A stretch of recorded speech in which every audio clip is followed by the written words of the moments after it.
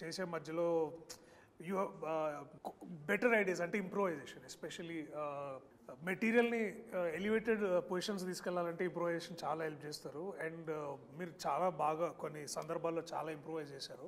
That one moment మీరు మీలో ఉన్న డైరెక్టర్ కానీ మీలో ఉన్న దట్ రైటర్ కానీ will he come forward to అంటే మీ డైలాగ్ చెప్పే ముందు కూడా సడన్గా ఒక ఈగల్ ఐలో చూస్తారా, అంటే ఒక థర్డ్ పార్టీ పర్స్పెక్టివ్లో మెటీరియల్ చూస్తారా, లేకపోతే it's like how do walk that line? దేనికి డబ్బులు వస్తే ఆ పనే చేస్తాం. Very inspiring. విన్నారా, ఏ పనికి వచ్చామో ఆ పని చేసి వెళ్ళాలి బేసికలీ. ఆ ప్రతి దాంట్లో తలదూర్చొద్దు అనేది మీరు. కానీ నేను దూర్చానని మీరు ఫీల్ అయ్యారు షూటింగ్లో? లేదంటే మీలో ఆల్రెడీ ఒక డైరెక్టర్ రైటర్ కూడా ఉన్నారు కదా, అతను ఏమైనా మధ్యలోకి వచ్చాడా? వచ్చినట్టు అనిపించిందా? నేను అడుగుతున్నాను మిమ్మల్ని. చూసారు 2 రోజులు షూటింగ్, ఏంటి ఎక్కువ అనవసరం డైలాగ్ మారుస్తున్నాడు అలా అనిపించిందా?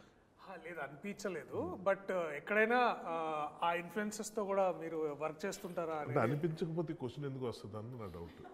అంటే ఇప్పుడు మీరు యూ వేర్ మెనీ హ్యాట్స్ అని అంటారు కదా, సో అట్లా మీరు నాట్ ఎట్ ఎ టైం. అది not at a time. Okay okay sir, very good. Most importantly I think దేనికి పనికి ఆహార పథకం లాగా దేనికి అంతే. Very good.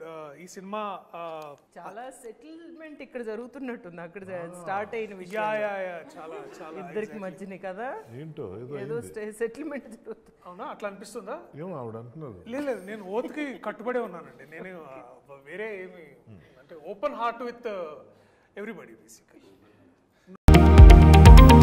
Latest news updates కోసం ఇప్పుడే డౌన్లోడ్ చేసుకోండి మీడియా ఎఫెక్ట్స్ యాప్.